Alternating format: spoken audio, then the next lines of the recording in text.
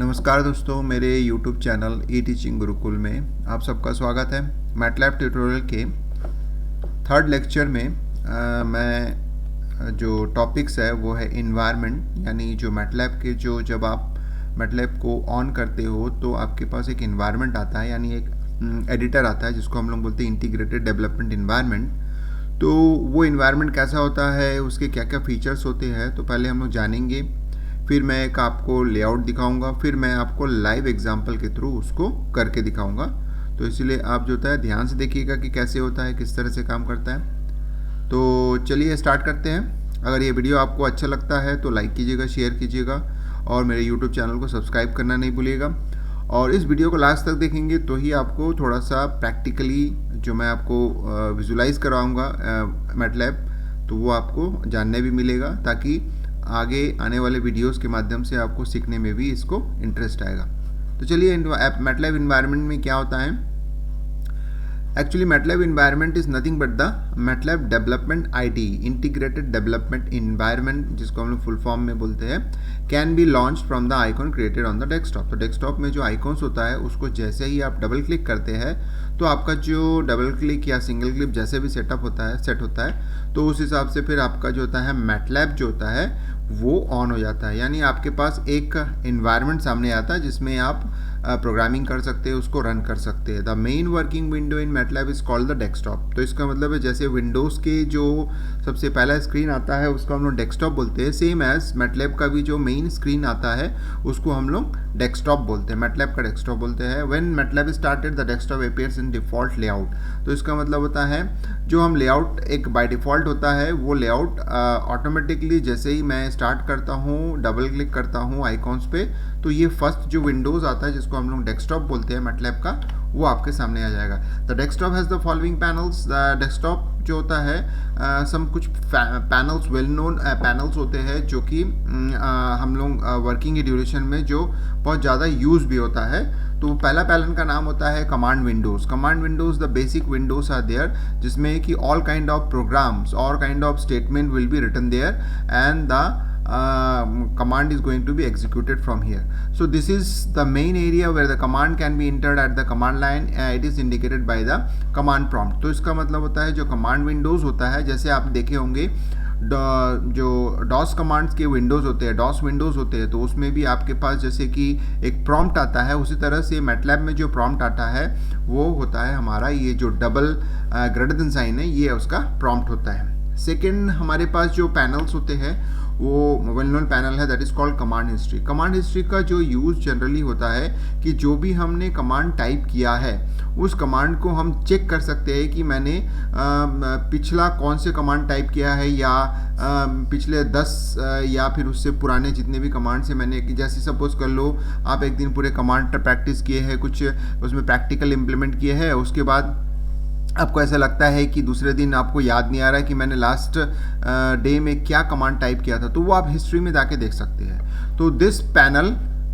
Shows और rerun commands that are entered at the command line. तो इसका मतलब होता है कि ये जो कमांड हिस्ट्री जो होता है उसमें सारे पुराने कमांड्स आपको दिखते हैं, जिसको आप रीरन भी कर सकते हैं, रन भी कर सकते हैं।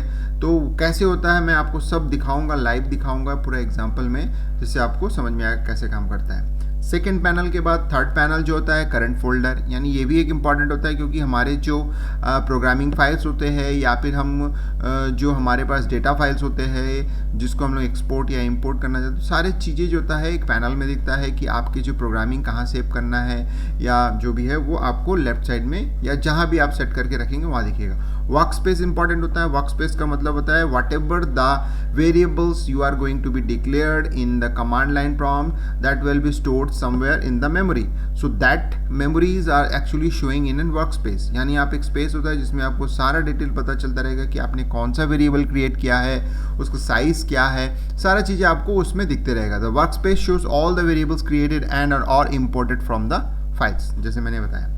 अब चलिए हम लोग अब लेआउट को देख लेते हैं एक बार, उसके बाद हम लोग लाइव एग्जांपल पे चलेंगे, डिफरेंट पैनल्स कौन कौन से होते हैं। तो जैसे देख सकते हैं कि यहाँ पे आपके पास डिफरेंट पैनल्स जनरली हम लोग जो यूज़ करते हैं, सेंटर में जब कोडिंग करते हो तो सेंटर में आपका कमांड विंडोज़ होता है, इसको आप सेट कर सकते हो, कोई प्रॉब्लम नहीं है, लेकिन जनरली हम बीच में रखते हैं। लेफ्ट साइड में हमारे ऊपर साइड में जो होता है करंट फोल्डर्स होता है, उसके जस्ट नीचे वर्क स्पेस होता है, उसके राइट साइड में जो होता है कमांड हिस्ट्री होता है। इसको आप हाइड भी कर सकते हो और अपीयर भी कर सकते हो।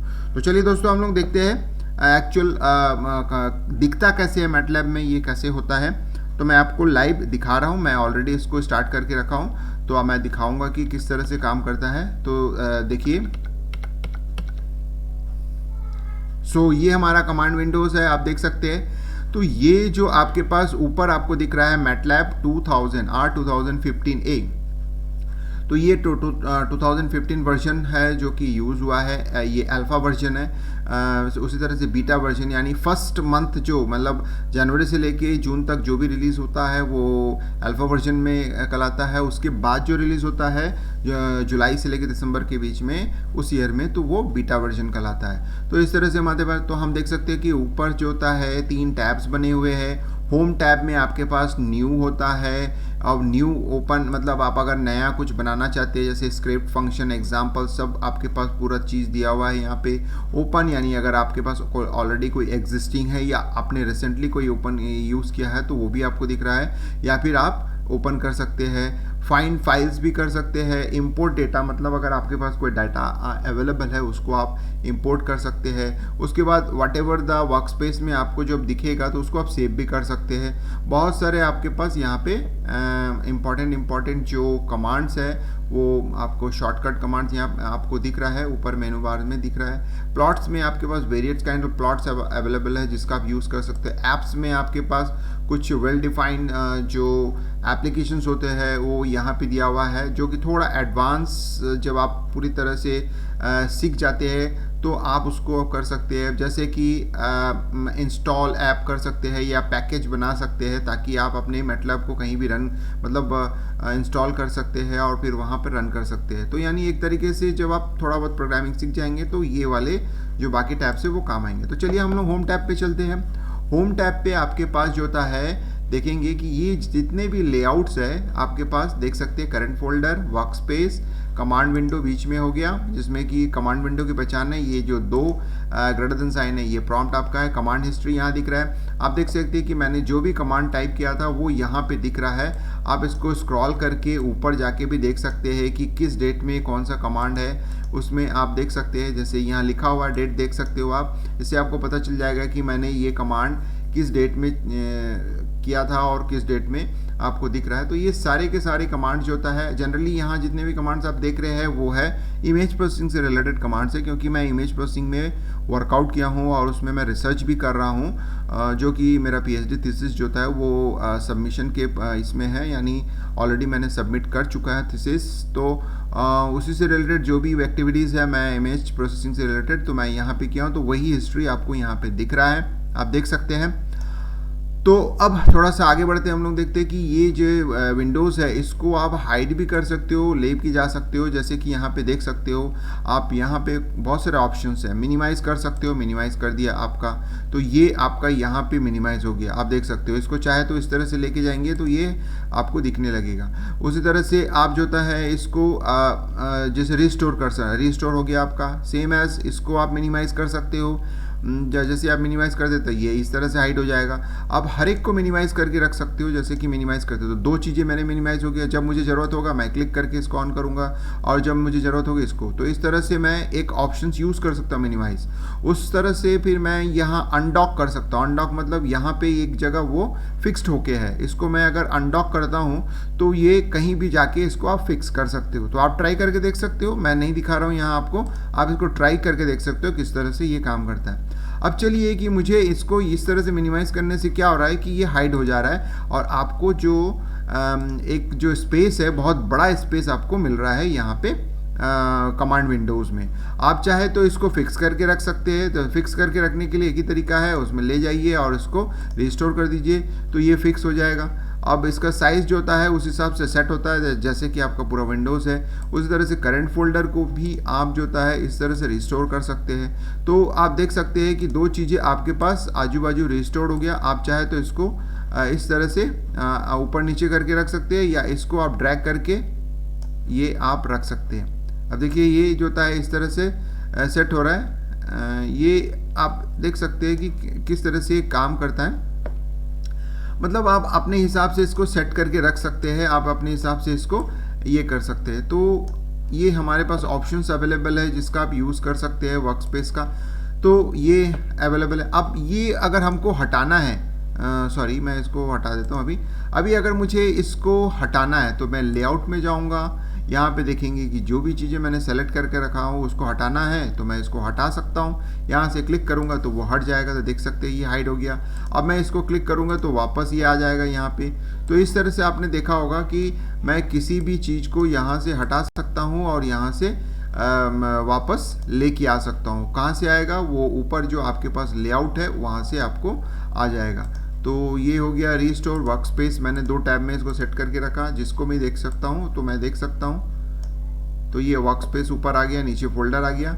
अब ये कमांड प्रॉम्प्ट है। अब चलिए मैं आपको दिखाता हूँ कि कमांड हिस्ट्री में आपके पास जो चीज़ें हैं वो आप कैसे कर सकते हैं। तो मैं यहाँ जो भी चीज़ें करूँगा वो आपको दिखने लगेगा। तो मैं एक बहुत बेसिक कमांड के थ्रू दिखा के फिर मैं इस वीडियो को ख़त्म करूँगा, तो आपको समझ में आ गया कि किस तरह से लेआउट विंडो काम करता है। तो चलिए मैं स्टार्ट करता हूँ। एक बेसिक हमारे पास कमांड्स होता है CLC मतलब क्लियर स्क्रीन।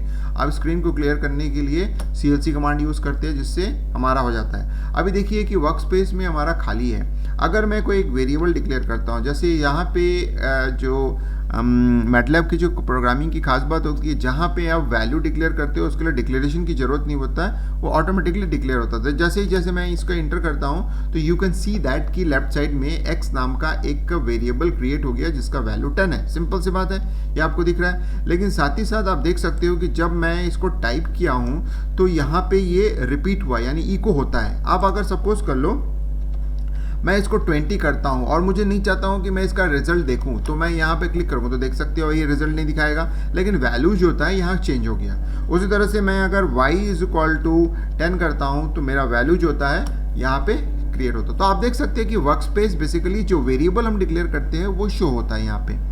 तो चलिए दोस्तों, आपने देखा। अब देखते हैं कि कमांड हिस्ट्री में हमको क्या दिखाया। तो कमांड हिस्ट्री में आप देख सकते हो कि मैंने CLC कमांड चलाया, फिर x = 10 y जो भी मैंने किया वो। अब अगर आप चाहते हो कि मैं ये वाले कमांड को ना टाइप करके मैं एग्जीक्यूट करना चाहता हूँ, तो जैसे उसको क्लिक कीजिए और फिर राइट क्लिक कीजिए। राइट क्लिक करने के बाद यहाँ पे आप देख सकते हैं इवैल्यूएशन सिलेक्शन। तो यानी आप चाहे तो इसको यूज़ कर सकते हैं या फिर आप डायरेक्ट F9 भी यूज़ करेंगे तब भी चलेगा। तो ये देख सकते हैं कि मैं उस कमांड को टाइप किए बिना यहाँ से हिस्ट्री से उसको एग्जीक्यूट कर रहा हूँ और मेरे पास यहीं पर ये आपके पास आ गया। अब आप चाहते हो कि मैं वेरिएबल जो भी डिक्लेयर हुआ उसको मैं क्लियर करना चाहता हूँ, तो क्लियर करने से 2 कमांड होते हैं, क्लियर ऑल और क्लियर। तो क्लियर करने से देखिए क्या होता है, मैं खाली क्लियर करता हूँ तो सारी चीज़ें क्लियर हो गई। उसी तरह से क्लियर का ऑल करते हैं तो सारे वेरिएबल्स जो भी होता है वो क्लियर होता है। तो देख सकते हैं कि अभी मैंने जो भी वेरिएबल डिक्लेयर किया था वो सारे वेरिएबल क्लियर हो चुके हैं और उसके अंदर के डेटा भी हम गायब हो चुका था, यानी आप उसको रीयूज़ नहीं कर सकते। तो दोस्तों, तो आपने देखा कि किस तरह से जो मैटलैब का जो इन्वायरमेंट होता है बहुत इजी इन्वायरमेंट है और बहुत यूज़र फ्रेंडली इन्वायरमेंट है और इसमें प्रोग्रामिंग करना बहुत इजी है। तो आगे आने वाले वीडियोस को आप डेफिनेटली देखिएगा, ज़रूर देखिएगा, जिससे कि आपको बहुत कुछ जो सीखने को मिलेगा। क्योंकि अगर आपको बेसिक C लैंग्वेज आता है तो इसमें प्रोग्रामिंग करना बहुत इजी होता है और इसमें बड़े बड़े प्रोग्राम्स बहुत इजी फॉर्म में आप कर सकते हैं। तो आगे आने वाले वीडियोस को जरूर देखते रहिएगा, जिससे कि आपको ये पता चले कि किस तरह से हम प्रोग्रामिंग मैटलैब के थ्रू इजीली सीख सकते हैं। तो इसके लिए आपको कंटिन्यू रखना पड़ेगा इस लेक्चर्स को, यानी जो भी मैटलैब से रिलेटेड लेक्चर्स है उसको देखना पड़ेगा। अगर दोस्तों ये वीडियो आपको अच्छा लगा तो लाइक कीजिएगा, शेयर कीजिएगा और मेरे यूट्यूब चैनल को सब्सक्राइब करना नहीं भूलिएगा। और जो बेल आइकॉन से उसमें प्रेस कर दीजिएगा ताकि आने वाले वीडियोज़ को आपका इन्फॉर्मेशन मिलते रहे। और आप इंटरेस्टेड हो इस लैंग्वेज को जानने के लिए, सीखने के लिए, तो स्टे ट्यून आपको कंटिन्यू रखना पड़ेगा, जिससे कि आपको बहुत सारी अच्छी जानकारियाँ और बहुत बेसिक जो सीखने का है वो मैं आपको ट्रेन करा दूंगा। तो चलिए दोस्तों, इस वीडियो को लास्ट तक देखने के लिए वंस अगेन धन्यवाद।